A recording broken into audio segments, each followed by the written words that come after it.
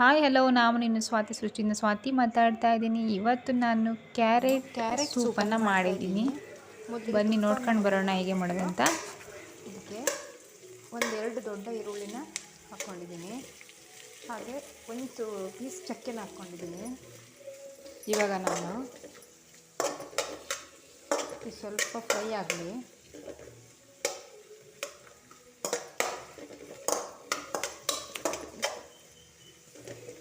ಇದು ಫ್ರೈ ಆಗ್ತಿದ್ದಂಗೆ ನಾನು ಪೀಸ್ ಮಾಡಿ ಇಟ್ಕೊಂಡಿರುವಂಥ ಕ್ಯಾರೆಟ್ನ ಹಾಕ್ಕೊತೀನಿ.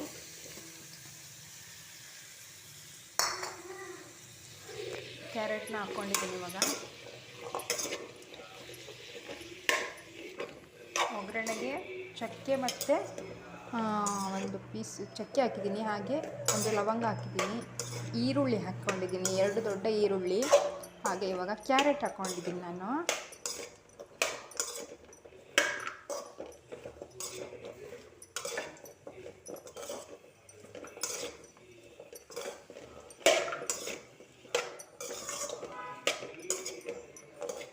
ತುಪ್ಪ ಎಲ್ಲ ನೀಟಾಗಿ ಮಿಕ್ಸ್ ಆಗಲಿ.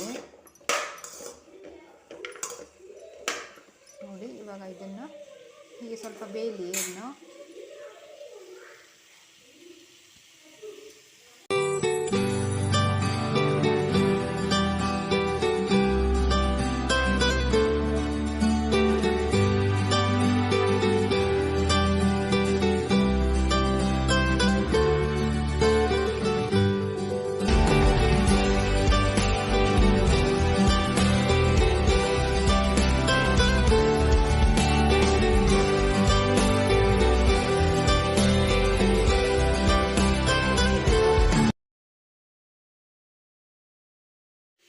ನಾನಿಲ್ಲಿ ಸ್ವಲ್ಪ ನೀರು ಹಾಕ್ಕೊಳ್ತಾ ಇದ್ದೀನಿ, ಯಾಕಂದರೆ ಇದು ತಳ ಹಿಡಿಬಾರ್ದಲ್ವಾ, ಅದಕ್ಕೆ ಸ್ವಲ್ಪ ನೀರು ಹಾಕ್ಕೊಳ್ತೀನಿ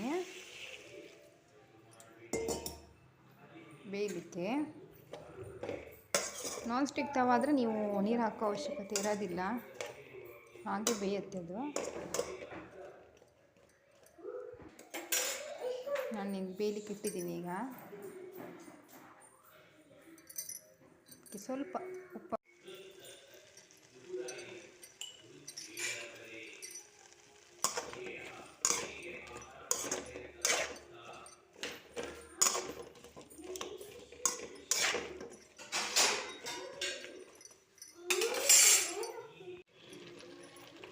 ನಾನಿಲ್ಲಿ ಸ್ವಲ್ಪ ಕಾಳು ಮೆಣಸು ಹಾಕ್ಕೊಳ್ತಾ ಇದ್ದೀನಿ.